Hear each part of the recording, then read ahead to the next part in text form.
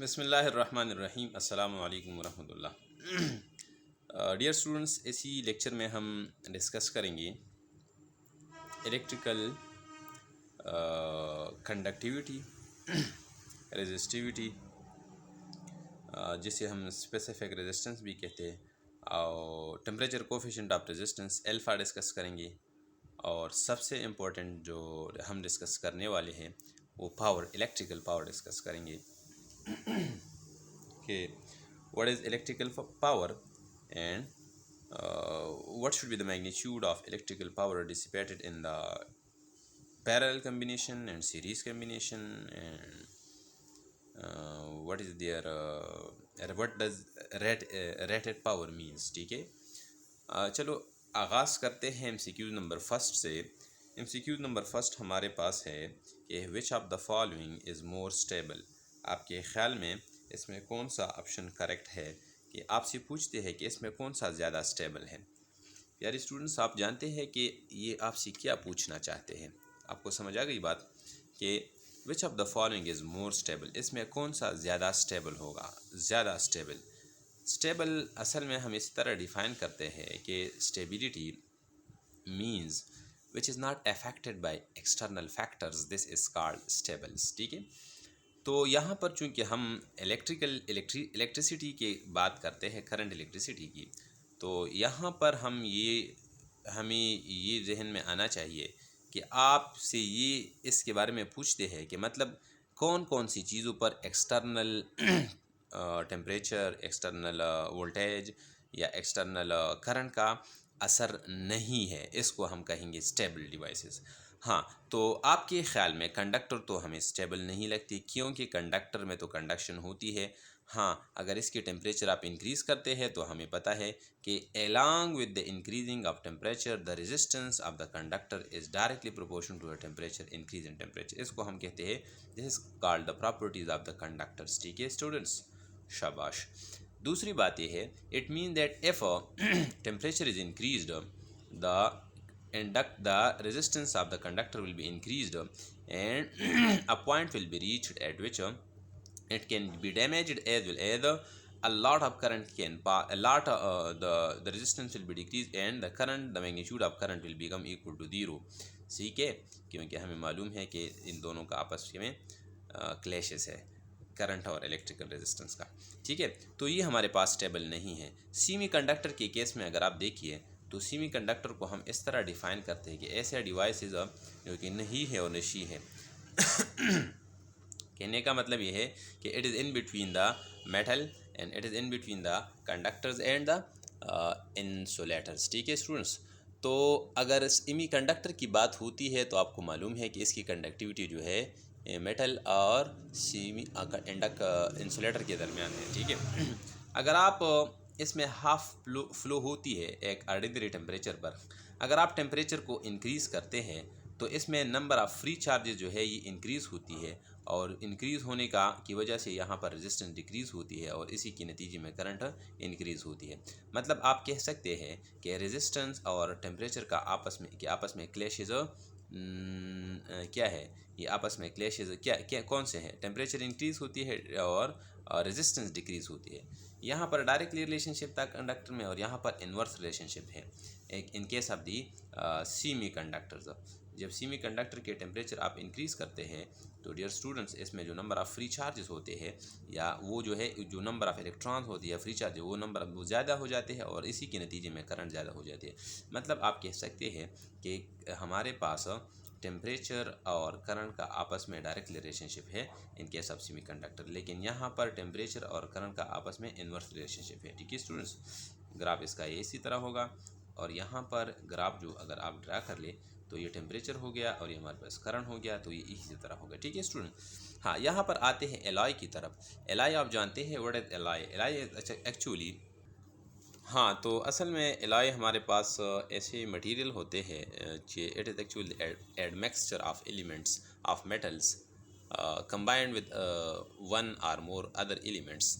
For example, combining the metallic elements of gold and copper produces red gold, and gold and white silver becomes white gold. So actually it is specially to give greater strength और resistance to the corrosion. ठीक है, यहाँ पर हमारे पास ally जो होते हैं, ally इसकी इलेक्ट्रिकल कंडक्शन जो है ये कंडक्टर से इंतहाई कम है। इसी वजह से हमारे पास ये एलाई जो है ये ज़्यादा स्टेबल है, टेम्परेचर इस पर ज़्यादा डिपेंड नहीं करता। Temperature can not affect ally more, that is why it is more stable among rest of the other factors. ठीक है, हाँ आगे जाते हैं एमसीक्यूज नंबर नेक्स्ट की तरफ। For low temperature and high resistance, for low temperature, temperature low, ठीक है, एंड हाई रेजिस्टेंस और रेजिस्टेंस हाई। ठीक है, which of the following is used, यहाँ पर हम कौन से मटेरियल इस्तेमाल करते हैं। Negative temperature coefficient of resistance alpha. आपने अल्फ़ा आप जानते हैं, व्हाट इज़ अल्फ़ा? ये अल्फ़ा हम इस तरह डिफ़ाइन करते हैं कि ये हमारे पास change in the electrical resistance है। It is the change in the electrical resistance, change in R due to change in temperature.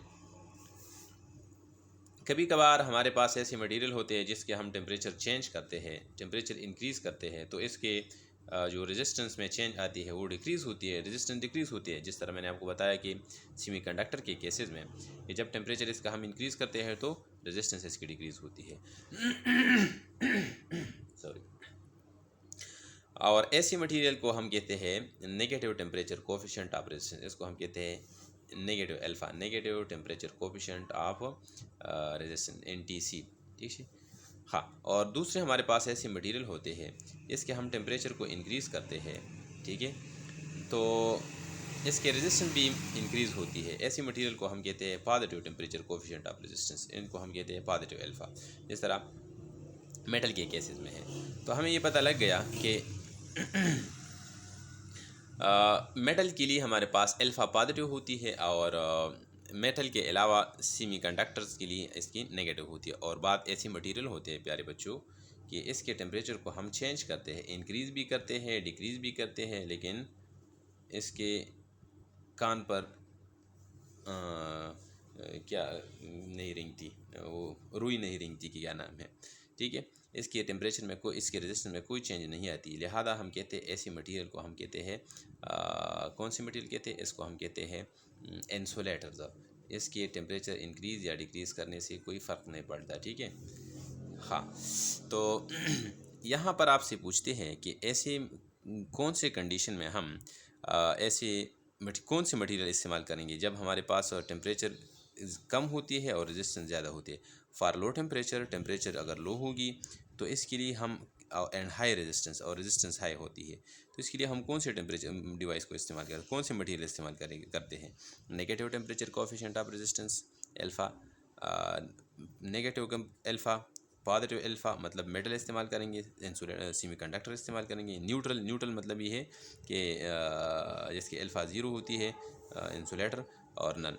तो ऐसे मटेरियल आप ये याद रखिए। आपको पता है प्यारे बच्चों कि सेमीकंडक्टर के केसेस में, सेमीकंडक्टर आप जानते हैं कि इसके केसेस में जब हमारे पास एक मटेरियल होता है, ठीक है, ये हमारे पास मटेरियल है सेमीकंडक्टर।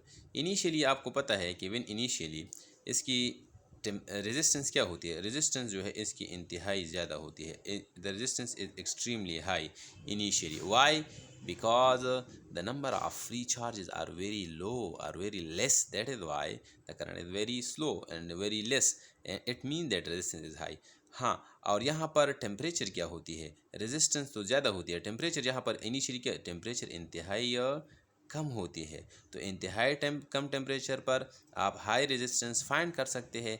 इस ऐसी मटेरियल को हम कहते हैं semi negative temperature coefficient of resistance. मतलब हम सेमीकंडक्टर इस्तेमाल करेंगे लो टेम्परेचर पर और हाई रेजिस्टेंस पर। ठीक है बच्चों, तो ये हमारे पास करेक्ट आंसर हो गया। चलो आगे चलते हैं। नेक्स्ट सवाल हमारे पास है कि for distinguishing of all substances which of the following is used. मतलब सब्सटेंसेस में, मटेरियल में हम फ़र्क के लिए कौन से फैक्टर्स को हम इस्तेमाल करते हैं, कौन से पैरामीटर को हम इस्तेमाल करते हैं। Alpha, temperature coefficient of resistance, rho, जैसे हम कहते हैं कि resistance, specific resistance, resistance and conductance. ठीक है बच्चों, हाँ। आपके ख्याल में कौन सा फैक्टर इस्तेमाल करते हैं? पहली बात तो ये है प्यारे बच्चों कि असल में ऐसे डिवाइसेस ज़रूर होते हैं जिनमें रेजिस्टिविटी जो है सेम होती है। लाइक फॉर एग्जांपल हमारे पास प्लाटिनियम और आयरन जो है इनकी रेजिस्टिविटी दोनों की सेम है। प्लाटिनम का रेजिस्टिविटी जो है ये आयरन की रेजिस्टिविटी के बराबर है, ठीक है। तो हम ऐसी इसी पर हम फ़र्क नहीं कर सकते, मतलब रेजिस्टिविटी पर हम फ़र्क नहीं कर सकते कि इसमें कौन सा डिवाइस मटेरियल जो है आयरन है और कौन सा जो है प्लैटिनम है, ठीक है बच्चों। हाँ, इसके अलावा अगर रेजिस्टेंस की तरफ आ जाए तो रेजिस्टेंस भी ऐसे हमारे पास डिवाइसेस हैं जिनके रेजिस्टेंस भी सेम होते हैं, ठीक है बच्चों। तो इसलिए हमारे पास रो एल डिवाइड बाई ए, तो इसलिए हम इसको भी इस डिस्टिंग्विशिंग के तौर पर इसको as a sensitive as a tester इस्तेमाल नहीं कर सकते कि इनमें से और इसी तरह कंडक्टेंस जो है इसको भी इस्तेमाल नहीं करते हैं। ज़्यादातर ऐसे मटेरियल होते हैं जिसके हमारे पास एल्फ़ा जो होती है, alpha in temperature coefficient of resistance, ये जो है ये डिफरेंट होती है ज़्यादातर मटेरियल के लिए, बल्कि आल मटेरियल के लिए। लिहाजा ये वाला सवाल जो है आप अपने पास रटा कीजिए कि ये अल्फ़ा जो हमारे पास होती है this is different for different material, that is why it can be used for the distinguishing and it the remaining can't be used for the distinguishing of the material, ठीक है स्टूडेंट्स। हाँ, next सवाल हमारे पास है सवाल नंबर 4 के if a machine's power is 20 watt then the amount of work done by it to displace a body in 1 second is।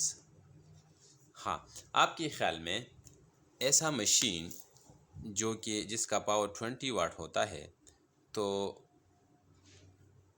अगर आपसे कोई पूछे कि ये किसी बॉडी पर वर्क करता है, डिस्प्लेस करता है, एक मशीन है, तो 1 सेकंड में ये कितना काम करेगा एक बॉडी पर। What should be the amount of work done, what should be the amount of energy deliver to a body in 1 second.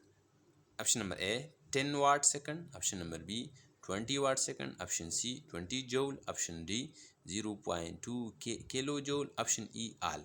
आपके ख्याल में कौन सा करेक्ट ऑप्शन है?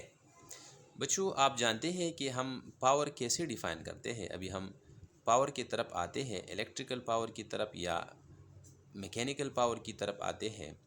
P is equal to V I. असल में हमारे पास पावर जो है it is the rate of transferring energy to a body per unit time, the rate of transferring energy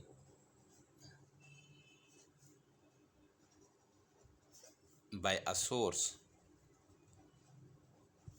in unit time, per unit time. Unit time में जितना energy जो है डिलीवर करता है इसको हम कहते हैं पावर, ठीक है।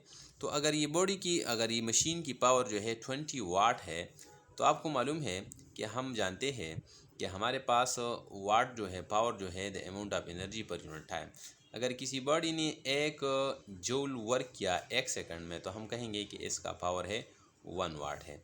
अगर किसी बॉडी ने, किसी मशीन ने एक बॉडी पर 2 जूल वर्क किया 1 सेकंड में, तो हम कहेंगे कि इसकी पावर जो है 2 वाट है। इसी तरह 20 वाट का मतलब ये होगा कि ये बॉडी जो है ये 20 जूल ऑफ वर्क करता है 1 सेकंड में इसी बॉडी पर, लिहाजा इसका पावर है 20 वाट। तो 20 वाट का क्या मतलब हो गया प्यारे बच्चों?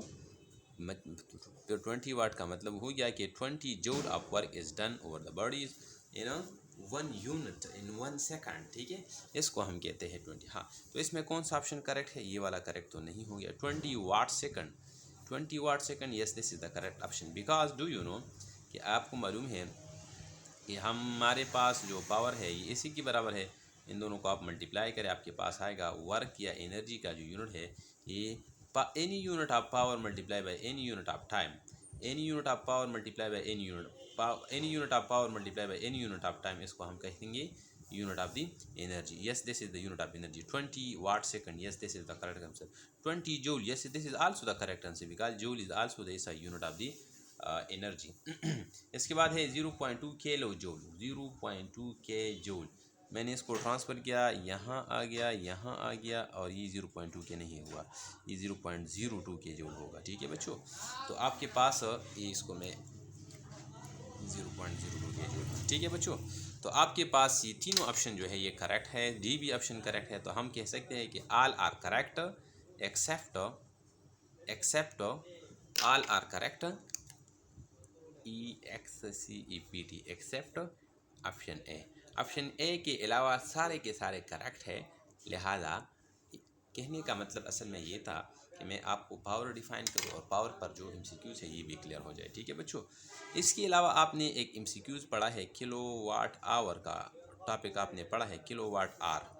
ये वर्ड जो है ये बार बार पेपर में भी आया है, बोर्ड के पेपर में भी आया है, NMD कैट के पेपर में भी आया है, और इसके साथ साथ ईटा के पेपर में भी आया था कभी मरतबा, बहुत मरतबा गया है। ये किलो वाट आवर का क्या मतलब है प्यारे बच्चों? Kilo watt hour. इससे पहले मैंने आपको एक बात बता दिया, अगर अभी आपको याद हो कि any unit of power multiply by any unit of time is will be the unit of the energy, will be unit of the energy. शाबाश। इसका मतलब ये है कि ये हमारे पास एनर्जी का यूनिट है। ये कौन सा यूनिट है? एनर्जी। लेकिन के इस्तेमाल क्या है? के का मतलब है 10⁻³ times of the energy unit.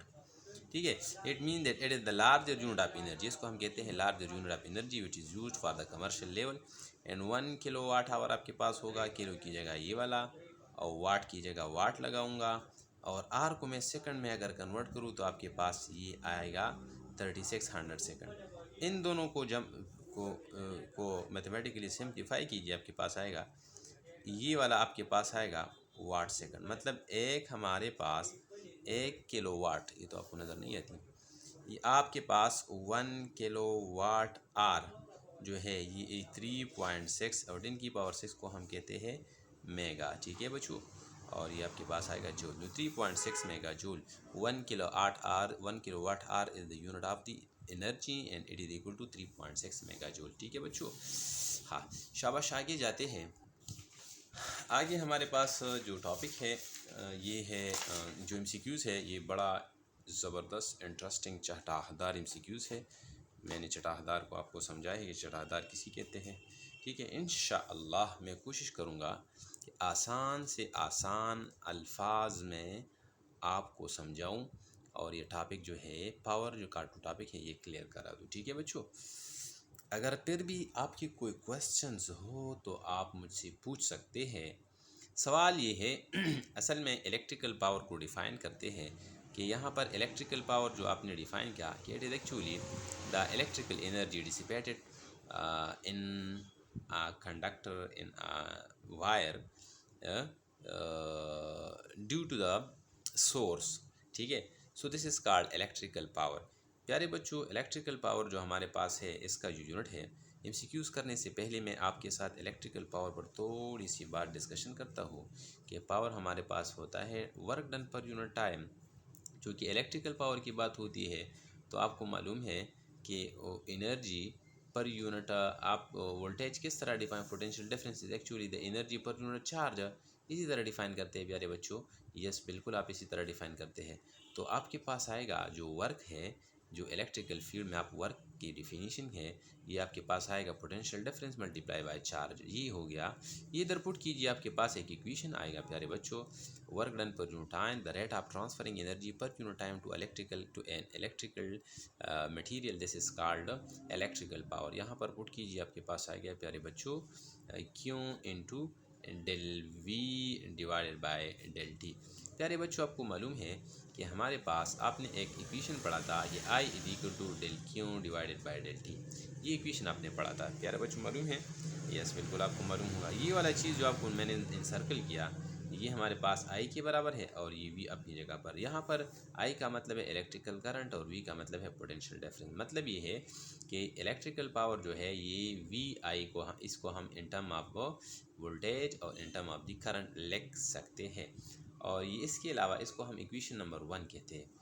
Dear students, I want to discuss you something more in electrical power, that we can write, we know that V equal to IR according to Ohm's law, या I equal to V by R. You can put it here, you will get P equal to V into I की जगह मैं लिखूँगा V divide by R। मतलब power का जो दूसरा equation आपके पास आ गया, ये हमारे पास ये इक्वेशन हो गया। चलो अभी मैं रिप्लेस करता हूँ इक्वेशन नंबर 1 में V को रिप्लेस करता हूँ। आपको पता है V किसके बराबर है? शाबाश, V तो IR के हाँ, आपको मालूम है कि हमारे पास वी तो आई आर के बराबर है। आपके पास ये मैं इक्वेशन नंबर 1 में पुट करता हूँ, आपके पास आएगा पावर का तीसरा equation I square R, this is called the third equation for the power. ठीक है बच्चों, तो हमारे पास 3 इक्वेशन आ गए, equation number 1, equation number 2 and equation number 3 power की इक्वेशन। यहाँ पर आपसे अभी आते हैं एमसीक्यूज की तरफ कि 2 electrical resistors dissipates 20 watt when connected in series. Series में हमने कनेक्शन किया, ठीक है बच्चों, और इसकी जो पावर है ये 20 वाट डिसिपेशन है इसकी। ठीक है, हाँ और आइडेंटिकल का मतलब है प्यारे बच्चों कि ये हमारे पास जो दो रेजिस्टर है ये बराबर है, जितनी भी इसकी मैग्नीट्यूड है ये दोनों बराबर है पे। ठीक है, हाँ इसके बाद आगे जाते हैं कि the magnitude of the power they dissipates in parallel will be. Series में आपको दिया गया है और पैरेलल में आपसे पूछते हैं कि ये फाइंड कीजिए है, तो ये इंतहाई आसान सी बात है कि पैरेलल में पावर को मालूम करना है। कंडीशन वही है, हाँ कंडीशन क्या है, वही रजिस्टर्स है। ठीक है बच्चों, ये आपने कनेक्ट किए थे, किस में कनेक्ट किए थे, सीरीज़ में कनेक्ट किए, शाबाश, इसको हम कहते हैं सीरीज़ कम्बिनेशन। ठीक है बच्चों, R1 R2, और इसके बाद इसकी जो पावर डिसिपेशन थी ये 20 वाट थी। इसके बाद इसको पैरेलल में कनेक्ट किया। पैरेलल आप जानते हैं, बिल्कुल आप जानते होंगे इंशाल्लाह, मुझे उम्मीद है। इसको हम कहते हैं पैरेलल कम्बिनेशन। ठीक है बच्चों, ये मेरे पास पैरेलल कम्बिनेशन है, इसको पैरेलल में कनेक्ट किया। अभी इसकी पावर डिसिपेशन क्या रहेगी यहाँ पर मैं एक ये वाला सवाल ग़ुलाम इसाक़ ख़ान यूनिवर्सिटी के टेस्ट में आया था, GIKI। ठीक है, मुझे साल याद नहीं है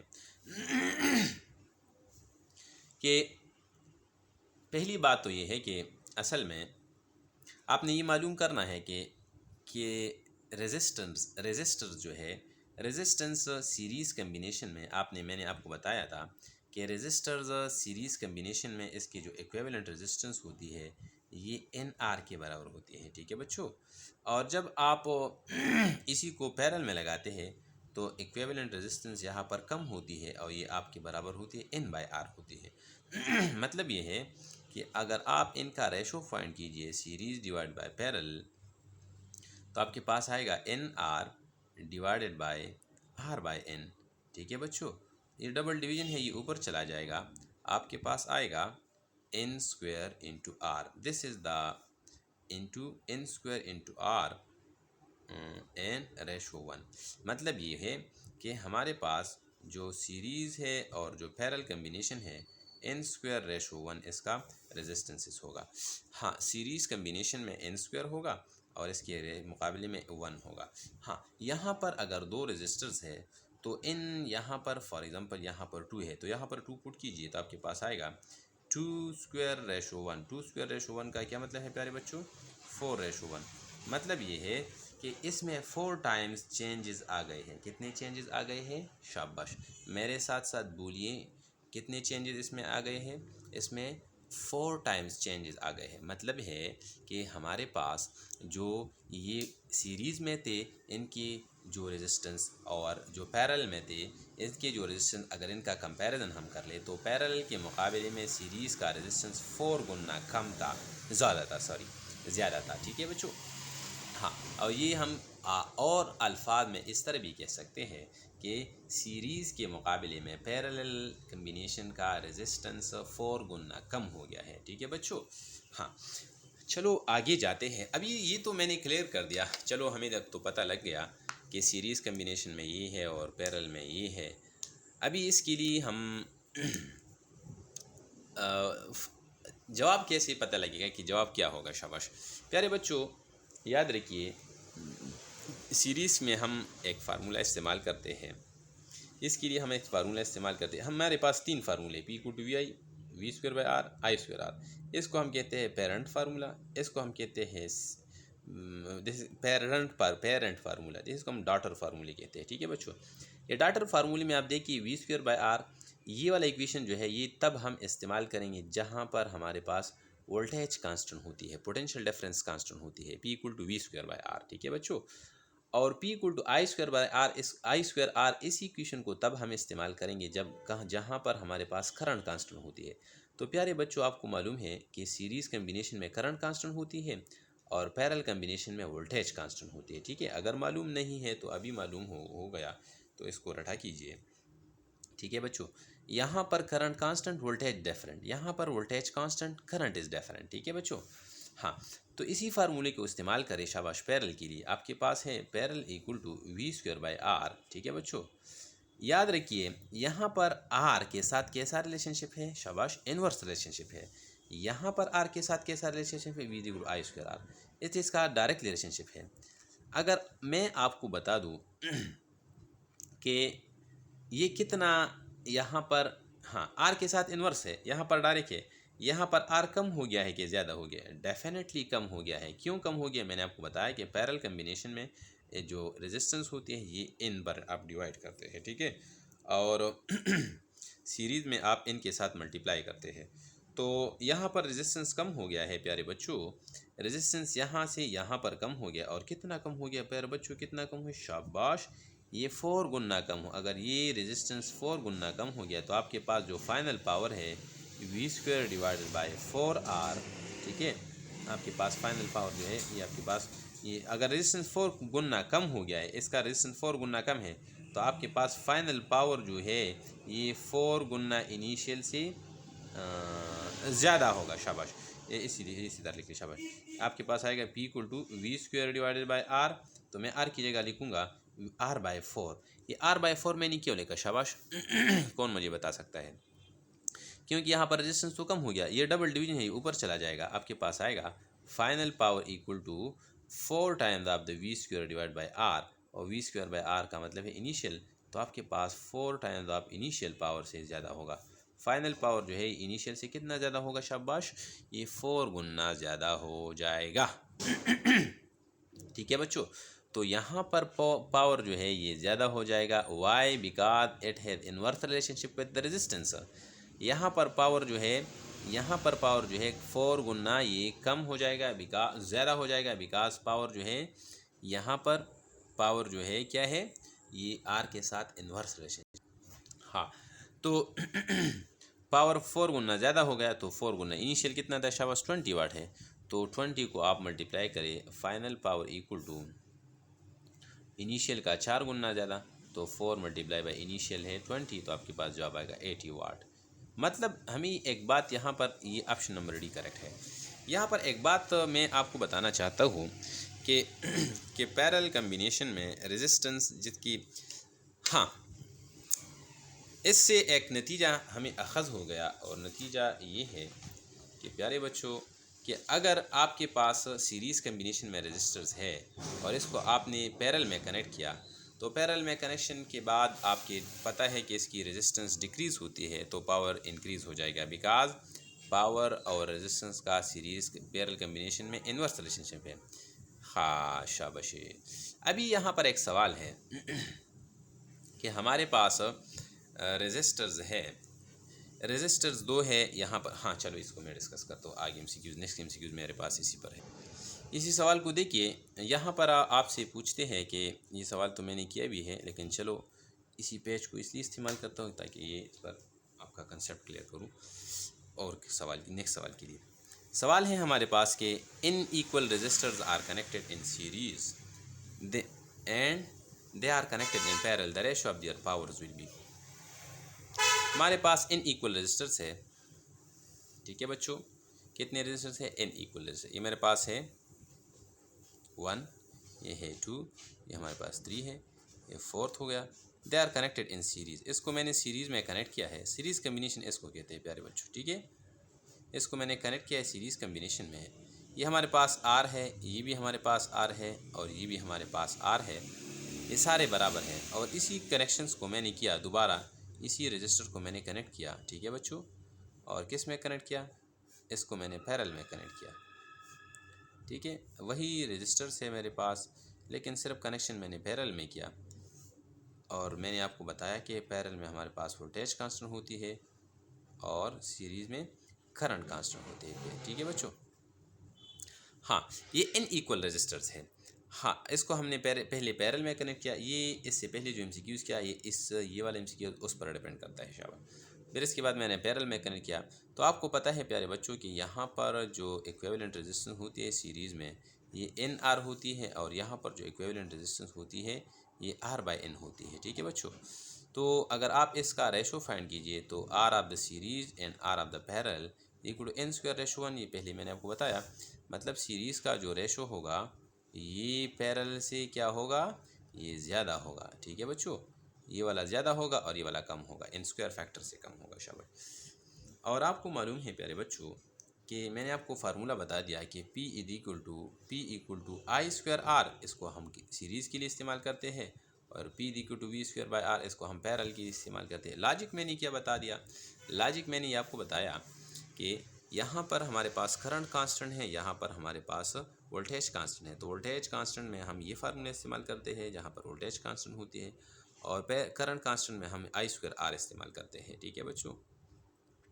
हाँ डॉक्टर हजरात, आगे जाते हैं सवाल की तरफ, अपने मकसद की तरफ। What is should be the ratio of their power, power का रेशो क्या होगा। शाबाश, पावर का रेशो अभी क्या होगा, याद रखिए पावर का रेशो भी। इससे पहले जो सवाल मैंने किया, मैं दोबारा आपको दिखाता हूँ। मैंने आपको सवाल किया कि हमारे पास टू आइडेंटिकल रेजिस्टर्स है।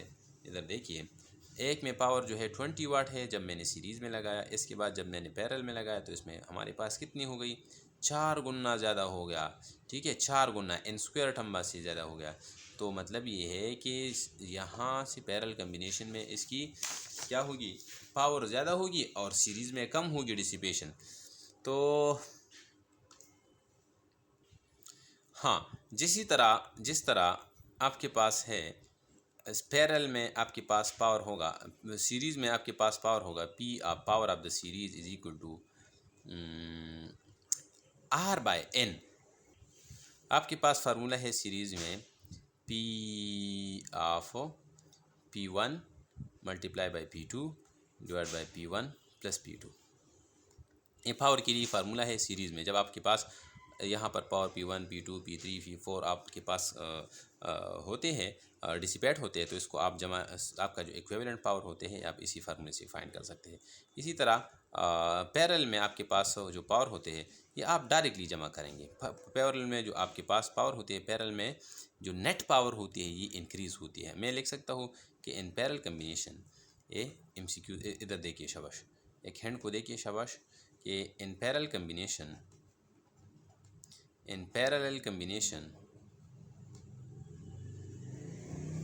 equivalent power increases and vice versa।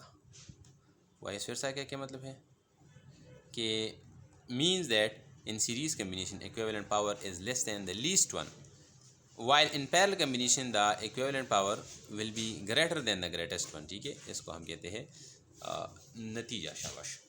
तो अगर आप इन दोनों का रेशो फाइंड कीजिए PS डिवाइड बाई PP, तो यहाँ पर याद रखिए इन दोनों का रेशो इसका उल्टा होगा। ठीक है, रेजिस्टेंस का उल्टा होगा। यहाँ पर सीरीज़ पैरेलल में रेजिस्टेंस कम होती है, तो रेजिस्टेंस कम होने से पैरेलल में पावर डिसिपेशन जो है ये ज़्यादा होगा। मतलब ये है कि मैं इस तरह लिख सकता हूँ P series into P parallel is equal to 1:n²। यहाँ पर ये n स्क्वायर पैरेलल पर होता है ये, और ये 1 सीरीज़ के लिए है। ठीक है, तो मतलब है कि असल में कि पावर डिसिपेशन जो है पैरेलल में इंक्रीज़ होती है because of the decrease in the resistances, while in series combination the power will be less. ठीक है बच्चों। प्यारे स्टूडेंट्स, मैं आपके साथ यहाँ पर एक चीज़ शेयर करता हूँ, और चीज़ ये है, इसके लिए मैं एक्स्ट्रा पेज लेता हूँ। शाबाश। देखिए कि हमारे पास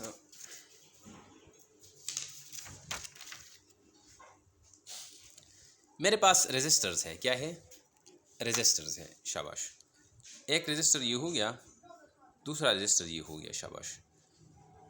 लेकिन ये वाला रेजिस्टर जो है ये R1 है, ये R2 है प्यारे बच्चों, लेकिन R2 जो है ये R1 से डबल है, R1 का डबल है। ठीक है, मतलब अगर ये 2 ओम है तो ये 4 ओम होगा। सही। यहाँ पर मैं कंसेप्ट को क्लियर करने जा रहा हूँ। ठीक है, और इसी रेजिस्टर्स को फिर मैंने कनेक्ट किया, पैरेलल में कनेक्ट कर दिए। ठीक है बच्चों, अभी सवाल ये है कि यहाँ पर और यहाँ पर इसमें क्या फ़र्क है, ये 2 ओम है, ये 4 ओम है। ठीक है, ये डबल है। यहाँ पर सवाल ये है कि इसमें कौन से रजिस्टर में ज़्यादा पावर डिसिपेट होगा और यहाँ पर कौन से रजिस्टर में ज़्यादा पावर डिसिपेट होगा। कौन मुझे बता सकता है? जिसने मुझे बता दिया उसको इनाम। गुड।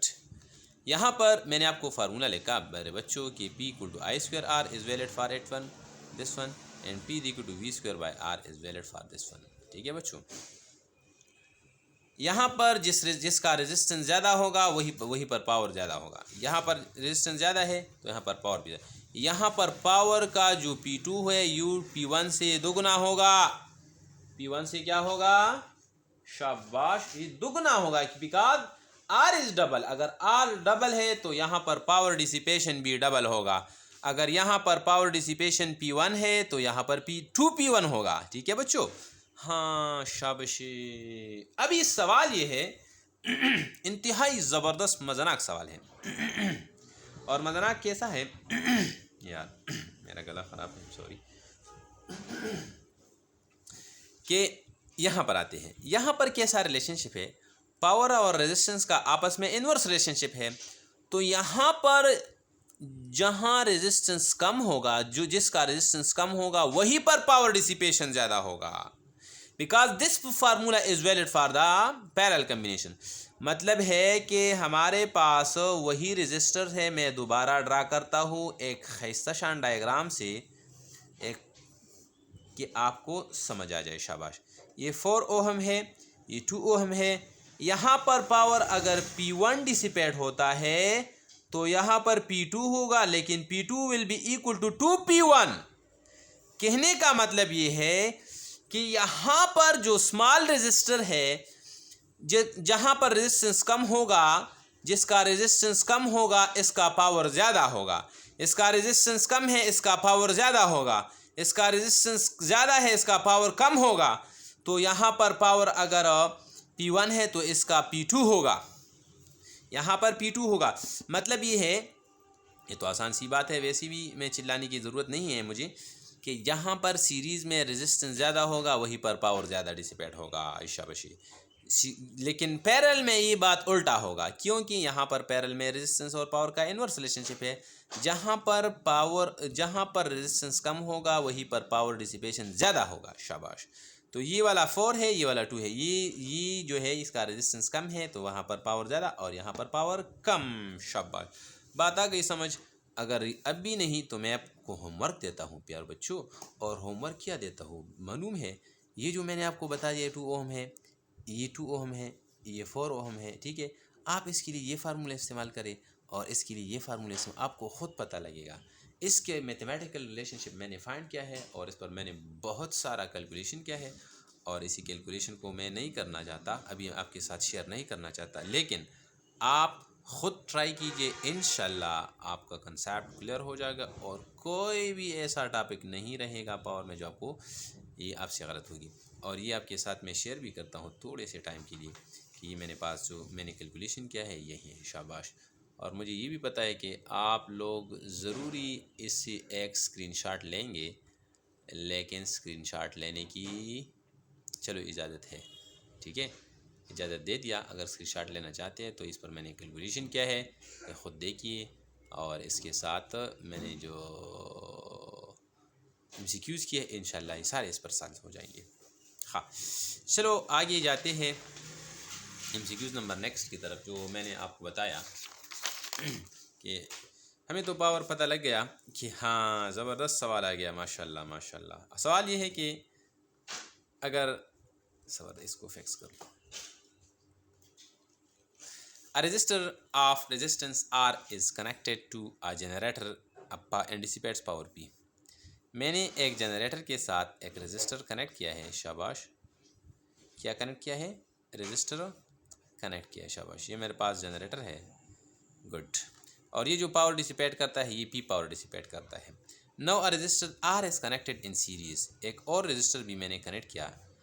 ठीक है बच्चों, और रेजिस्टर मैंने कनेक्ट किया, इसको मैंने सीरीज़ के साथ कनेक्ट किया। इसी जनरेटर को मैंने कनेक्ट किया सीरीज़। शाबाश, is connected in series.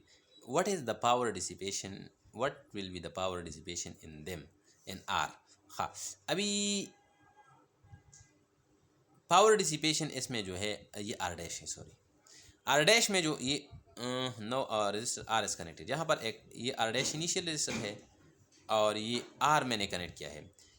Are को कनेक्शन के बाद आर डैश में पावर डिसिपेशन कम हो जाएगा या ज़्यादा हो जाएगा आपके ख्याल में? शाबाश।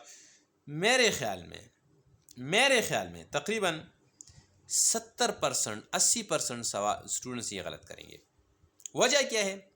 वजह यह है कि मैंने आपको बताया है कि P equal to I square R, गलत नहीं बताया, ठीक बताया है, लेकिन आप इसको गलत एलेबोरेट करते हैं। यहाँ पर कैसे बताऊं? हाँ बोलो। हाँ सुनिए स्टूडेंट्स, बात यह है कि असल में यहाँ पर पावर डिसिपेट होती है पी पावर, ठीक है बच्चों, यहाँ पर पावर डिसिपेट होती है पी पावर, ठीक है। अभी ये पी पावर यहाँ पर डिसिपेट होती है और यहाँ पर भी डिसिपेट होती है। हाँ, तो पावर तो सेम है because the source remain the same. Source तो वही जनरेटर है, जितना पावर यहाँ पर डिलीवर करता है इतना पावर यहाँ पर भी डिलीवर करता है। लेकिन अभी कंज्यूमर्स दो हो गए, एक कंज्यूमर ये हो गया, एक कंज्यूमर ये हो गया। कुछ ये कंज्यूम करता है, कुछ ये कंज्यूम करता है।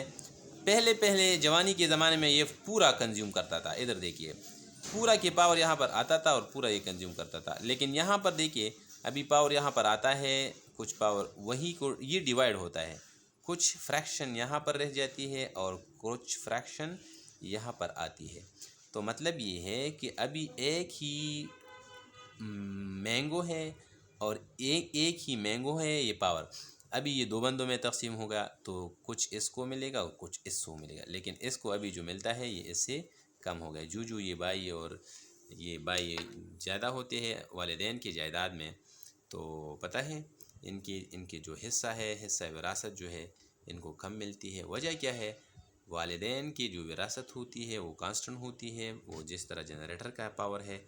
लेकिन अफराद ज़्यादा होते हैं तो अफराद ज़्यादा होने से इसका जो हिस्सा है ये कम होती है। सो इन सीरीज़ कम्बिनेशन याद रखिए और ये ऐसा याद रखिए कि कभी भूल न जाए। इन सीरीज़ कम्बिनेशन, इधर देखिए एक नतीजा मैं लिखता हूँ। इन सीरीज़ कम्बिनेशन, अभी जो मैं अल्फाज लिखता हूँ पता है ये गोल्डन अल्फाज है। गोल्डन का मतलब ये नहीं कि इसका कलर गोल्डन है। गोल्डन का मतलब ये है कि इंशाल्लाह आपको आपके लिए इंतहाई मुफीद साबित हो जाएगा। In series combination as the resistances as further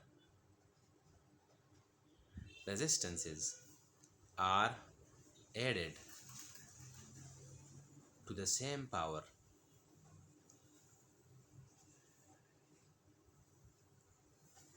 source, the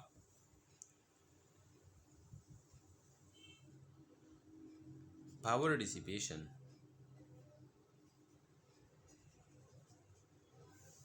in individual resistors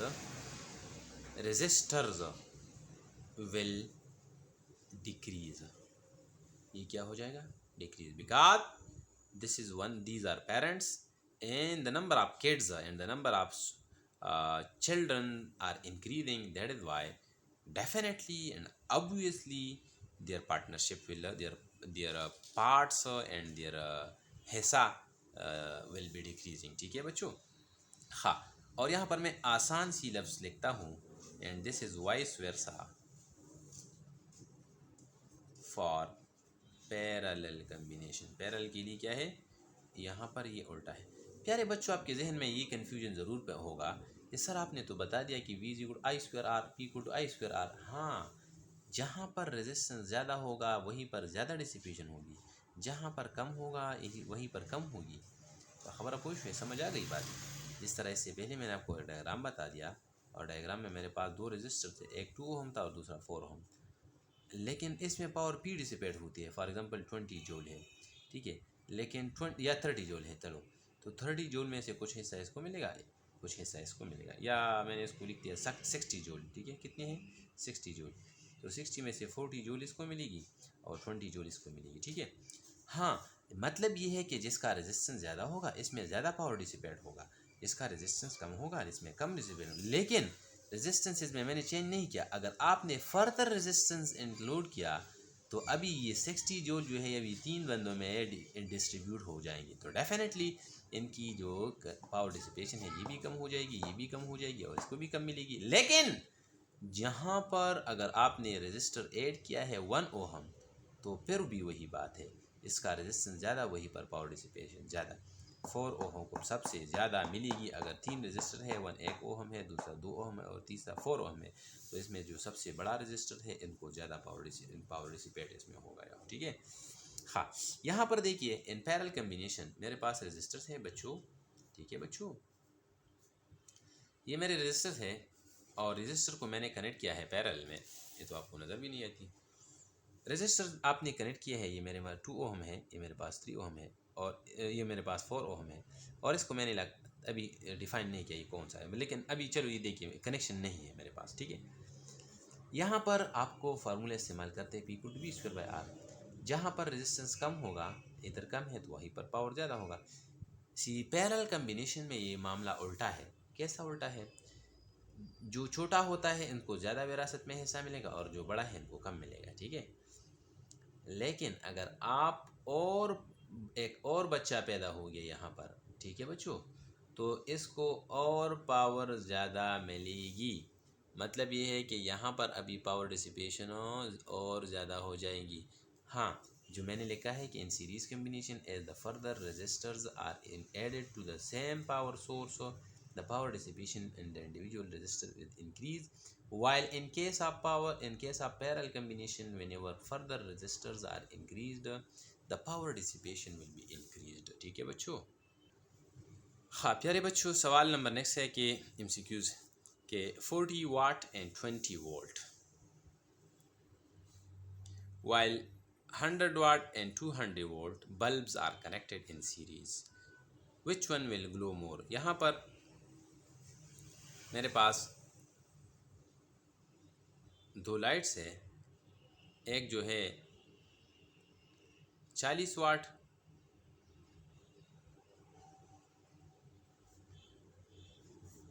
और दूसरा जो है 100 वाट 200 वोल्ट, 40 वाट 200 वोल्ट। दो बल्ब्स है, इसमें आपके ख्याल में कौन सा ज़्यादा ग्लो करेगा?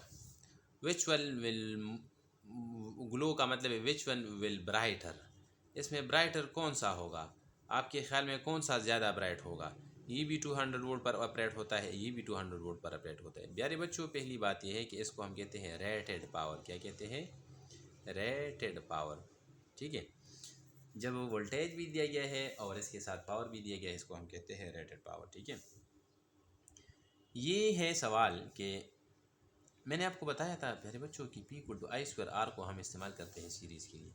जहाँ पर रेजिस्टेंस ज़्यादा होगा वहीं पर पावर ज़्यादा डिसिपेट होगी, और जहाँ पर पावर ज़्यादा डिसिपेट होती डेफिनेटली ये ज़्यादा ग्लो करेगा, और जहाँ पर पावर डिसिपेट कम होती है तो डेफिनेटली एंड ऑब्वियसली यहाँ पर पावर डिसिपेटर फिर कम होगी। तो मतलब ये है कि पावर डिसिपेशन जो है ये तो अभी डिपेंड करता है रेजिस्टेंस पर, डिपेंड करता है। पावर डिसिपेशन ज़्यादा, पावर रेजिस्टेंस ज़्यादा, पावर ज़्यादा। हाँ, अभी सवाल ये है कि इसमें रेजिस्टेंस कौन फाइंड कर देगा? रेजिस्टेंस किसका ज़्यादा है? रेजिस्टेंस किसका ज़्यादा है? रेजिस्टेंस को फाइंड कीजिए, शाबाश। इसके लिए फाइंड कीजिए रेजिस्टेंस P=I²R, I²R या P=VI, जो फार्मूले भी आप इस्तेमाल करते हैं आप इससे फाइंड कर सकते हैं। I=P/V, ठीक है। P दिया गया है, ये है P, सही। P है 100 वाट और V कितना है? 200। आपके पास आ गया, शाबाश। 0 टू ये हो गया 1/2। 1/2 का मतलब है I=0.5 एम्पेयर, ठीक है। ये करंट है, ये तो मैंने करंट फाइंड किया, मैं तो रेजिस्टेंस फाइंड करने चाह रहा हूँ यार। आपके पास आएगा P=I²R या I=P/R। यार इसी फार्मूले को इस्तेमाल करें शाबाश। R is equal to P by I square, शाबाश। P क्या है? P तो दिया है 100, आई स्क्वायर कितना है? आई तो नहीं है, हाँ ये आई है ना 0.5, 0.5 का स्क्वायर ले तो आपके पास 0.25 आएगा, और भी कम हो जाएगा। तो आपके पास R आएगा, आप इसको सिंप्लीफाई करें, ए बची हमेशा ए 100 ऊपर आएगा और नीचे 25, तो आपके पास आएगा 10,000 डिवाइड बाई 25, आपके पास आएगा R इज इक्वल टू 25 1 आर 25 या 25 4 आर 100, आपके पास 400 रेजिस्टेंस आएगा। ठीक है, रेजिस्टेंस भी आ गया और ये हाँ इसका रेजिस्टेंस आ गया 400 वोल्ट। अभी इससे फाइंड करना है रेजिस्टेंस, इसका फाइंड करना है। इसका रेजिस्टेंस आपके पास आएगा प्यारे बच्चों कि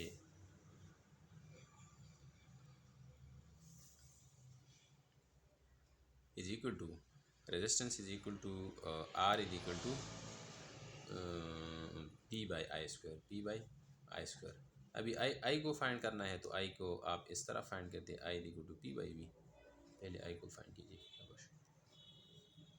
आई इज इक्वल टू P कितना है 40 वाट है, V कितना है 200 है, आपके पास ये कैंसिल हो जाएंगे, टू द आपके पास है 4 डिवाइड बाई 20, 4 डिवाइड बाई 20 का मतलब है 0 टू 21 आर 20 और 22 4 आर 22 multiply by 2 20 multiply by 2 equal to 40, 0.2 ampere इसका करंट ये हो गया।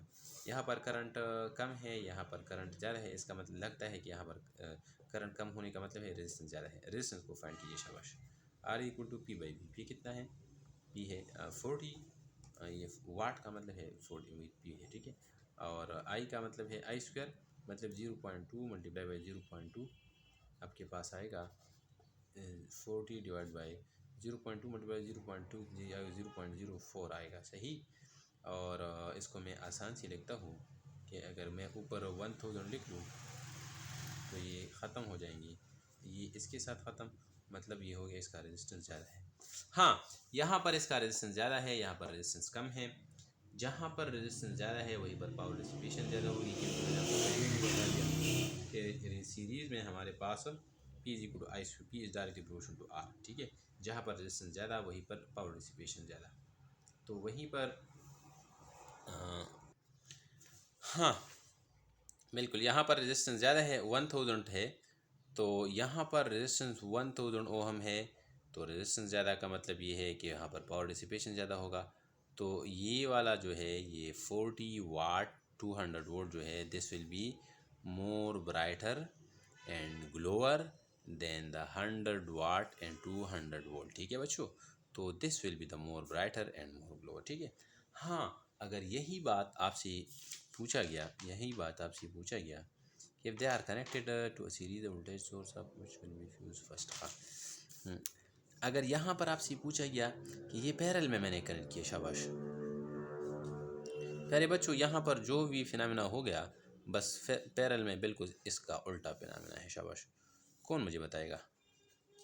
शाबाश, पैरेलल में कैसे उल्टा है? ये 40 वाट है, ये 200 वोल्ट है, ये वाला जो है 100 वाट है और ये वाला 200 वोल्ट है, ठीक है।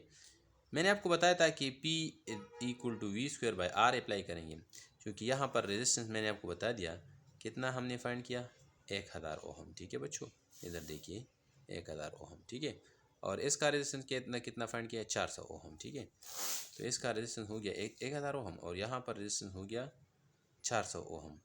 यहाँ पर रेजिस्टेंस जिसका कम होगा वहीं पर पावर डिसिपेशन ज़्यादा होगी, मतलब यहाँ पर जो है ये वाला ब्राइटर होगा, BRIGHTER, ये वाला ज़्यादा ब्राइटर होगा और ये वाला कम ब्राइटर होगा, ये वाला कम ये वाला ज़्यादा, ठीक है बच्चों। उल्टा बात है, उल्टी बात, ठीक है। आगे अगर ये MCQs इसी तरह किया गया, MCQs इसी तरह किया गया जिस तरह अभी मैं कह रहा हूँ, शाबाश। और MCQs ये है और वापस इसी पेज की तरफ आते हैं, लेकिन MCQs आपको दिखाता हूँ कि यही बल्ब्स है 40 watt and 200 volt, 100 watt and 200 volt, two bulbs are connected in series को मैंने इसके में कनेक्ट किया है to voltage source of 400 volt. 400 volt के साथ मैंने कनेक्ट किया है, मतलब वही बल्ब से, ठीक है। बल्ब को मैं दोबारा बनाता हूँ, ठीक है। और वोल्टेज सोर्स भी मैंने कनेक्ट किया है, 400 वोल्ट मैंने कनेक्ट किया, ठीक है बच्चों। हाँ, और वोल्टेज सोर्स मैंने ये कनेक्ट किया है। Which one will fuse first, इसमें कौन सा जो है ज़्यादा जल्द डैमेज हो जाएगा। Which one will damage first, इसमें कौन सा ज़्यादा डैमेज हो जाएगा। हाँ, डैमेज का मतलब ये है कि ये ओवरलोड हो जाएगा, मतलब ज़्यादा एनर्जी जो इसका रेंज है इससे ज़्यादा करंट इस पर आएगा, या जो इसका रेंज है इस पर ज़्यादा पावर आएगा। तो इसका आप करंट रेंज फाइंड कीजिए तो आपको पता लगेगा। मैंने आपको बताया प्यारे बच्चों कि 40 वाट का जो करंट रेंज है वो करंट है, इधर देखिए करंट आपने फाइंड किया 0.2 एम्पेयर। और इसी तरह इसका जो करंट है ये 100 वाट का जो करंट है, इसका करंट मेरे पास 0.5 एम्पेयर आ गया। कितना गया, शाबाश, 0.5 एम्पेयर। इस है ये 0.5 एम्पेयर है, और यहाँ पर 0.2 एम्पेयर है, ठीक है। हाँ, करंट करंट क्यों 0.2 है, क्योंकि इसका जो रेजिस्टेंस है ये ज़्यादा है। इसका रेजिस्टेंस 1000 वोल्ट है, 1000 ओहम है, और इसका रेजिस्टेंस 400 ओहम है। कम रेजिस्टेंस ज़्यादा करंट, ज़्यादा रेजिस्टेंस कम करंट, ठीक है। हाँ, जहाँ पर पावर डिसिपेशन ज़्यादा होगा वो जल्द डैमेज हो जाएगा। इधर देखिए, इधर पावर डिसिपेशन इसलिए ज़्यादा है क्योंकि P = I²R। यहाँ पर क्या है, शाबाश, यहाँ पर क्या है, यहाँ पर है 100 ओहम है, 1000 ओहम है। तो 1000 ओहम का मतलब यहाँ पर पावर डिसिपेशन कम ज़्यादा होगा। पावर डिसिपेशन ज़्यादा करने का मतलब यहाँ पर ये जो है ये फर्स्ट डैमेज होगा, और इसके बाद ये क्या होगा, ये इसके बाद डैमेज हो जाएगा, ठीक है। हाँ, अगर इसको मैंने कनेक्ट किया है इसी तरह, चलो इसका अभी करंट भी फाइंड कीजिए सोर्स का। I = V/R, ठीक है। सोर्स कितना है, आई करंट फाइंड करते हैं। वी कितना है, 400 ओ है। आर कितना है, आर इस दोनों सीरीज में है, दोनों को जमा करें, शाबाश, आर 1000 प्लस 400, तो आपके पास 400, ये आपके पास होगा 0.4/14। ये आपके पास आएगा 0.4/14 से क्या आता है, 0.4/0. जी अगर इसको मैं कर लूँ 140/14, 40/14, तो आपके पास आएगा 14 2 28 4 3 3 पता नहीं सी क्या था। हाँ, जो भी आता है ये फाइंड कीजिए। इसका करंट जो है, करंट ऑफ सोर्स जो है ये अभी जो है ये इससे भी ज़्यादा है, इससे ज़्यादा है, लिहाजा ये वाला फर्स्ट डैमेज होगा, उसके बाद ये वाला डैमेज होगा। अगर इसी कम्बिनेशन को आपने कनेक्ट किया पैरेलल में, ये मेरे पास लाइट्स है, वही लाइट्स है, इसको मैंने पैरेलल में कनेक्ट किया,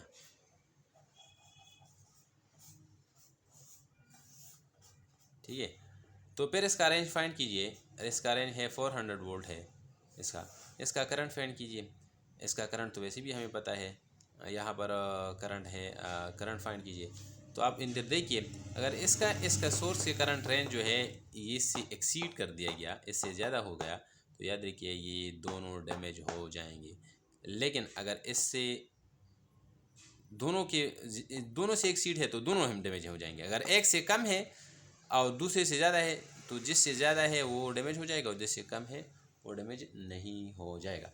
चलो, यही हमारे पास आखिरी टॉपिक था पावर वाला, और मैंने कोशिश तो बहुत ज़्यादा किया कि आपको आसान से आसान अल्फाज में समझाऊं, लेकिन फिर भी अगर ऐसे टॉपिक्स, ऐसे कंसेप्ट जो मुझसे रह गए हैं या मुझसे भूल गए हैं, या मुझे याद नहीं है, या मुझे याद है लेकिन मुझे पता है कि आपको याद होगा और आपको याद नहीं है, तो आप मुझसे अपने कमेंट्स बॉक्स में मुझसे पूछ सकते हैं। इंशाल्लाह मैं जवाब के लिए हाजिर हूँगा।